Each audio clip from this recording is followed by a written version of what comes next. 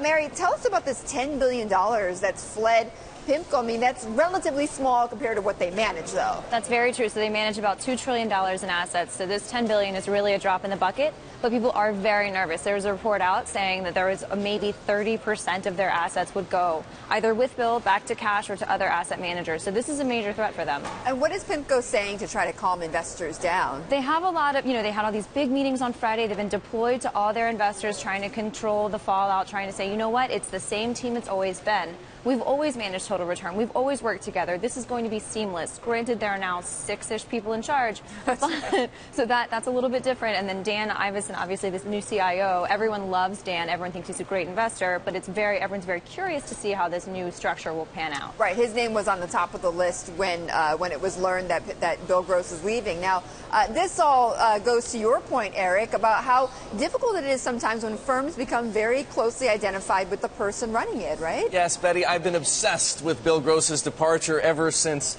we learned about it on Friday.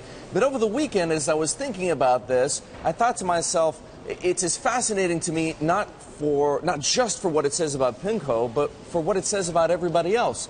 Bill Gross was, in insurance industry parlance, a key person, right? To your point, so closely identified with Pimco that it was almost unthinkable Pimco without Bill Gross. Could exist without him, yeah. Not just without Bill Gross, but Bill Gross working for somebody else. It almost would have been better for Pimco if Bill Gross had been hit by a bus, right? As opposed to going to work for another firm. So what other firms does this key person risk apply to beyond Pimco? David Einhorn and Greenlight Capital, Bill Ackman and Pershing Square, Bruce Berkowitz and Fairholme, for example, Leon Cooperman and Omega, and of course Jeff Gundlach and DoubleLine. All of those firms are identified with those individuals. Investors can't possibly imagine what it would mean to put money with them if those people weren't there, and that is the point. Yeah. The key person risk.